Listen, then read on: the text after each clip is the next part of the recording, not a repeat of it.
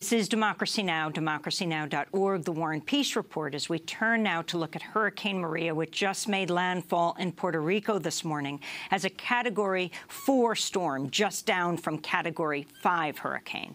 Puerto Rico's Governor Ricardo Rosselló has called Maria, quote, the biggest and potentially most catastrophic hurricane to hit Puerto Rico in a century. This is the Puerto Rican resident, Grisel Cruz. This is going to be catastrophic for our island, and at this point, on many parts of the island, we're without power because of the first storm that came through. That was Irma. We're without water in many districts. Can you imagine this now? Catastrophic. We're going to be, I think, without services for a long time. Hurricane Maria has already killed at least 2 people on the island of Guadeloupe and devastated the island of Dominica. Juan, your sister is in San Juan right now? Oh, no, she's in Calle, in the center of the island, yes.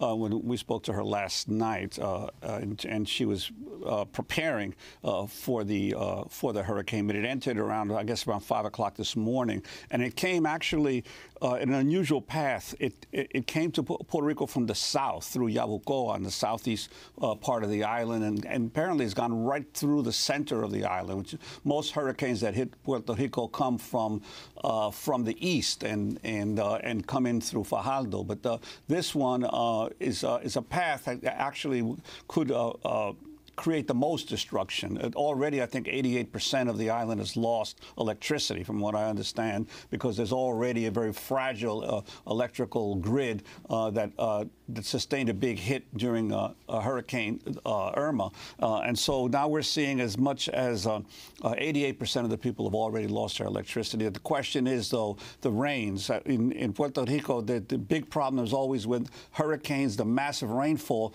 creates these huge flash floods, and that's when most people end up being killed. So hopefully this won't happen, but I understand weather experts are talking about as much as 25 inches of rain in a very short period of time from this hurricane. You know how many people now are in shelter, and did your sister just choose not to leave? Well, I think it's only about, I understand about 11,000 people are in shelters, which is a small number compared to the total population of 3.5 million of the island. Most people are battening down. You know, many of the houses have storm-proof windows, and they're hoping to ride it out. But the problem is also the rains could also trigger mudslides, and many houses are built on the sides of hills.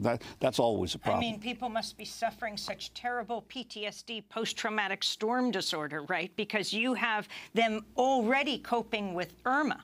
It did not hit Puerto Rico as hard as it was expected, but everyone was terrified that it would. And, of course, it suffered some damage. And now you have this. Right. And this is obviously a direct hit, was Irma sort of glanced the island and really didn't go directly over it. So, yes, this is possibly the worst scenario. And, of course, the biggest hurricane ever that, in terms of damage to Puerto Rico, was San Ciriaco back in 1899, when more than 3,000 people were killed in that hurricane.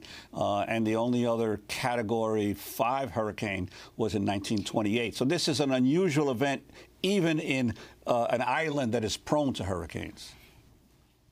Juan, thanks. And, of course, we're going to continue to cover this as well as Hurricane Maria has made landfall in Puerto Rico as this broadcast takes place. This is Democracy Now! When we come back, we go to Washington, D.C., the Republicans' last-ditch effort to repeal and replace the Affordable Care Act. Stay with us.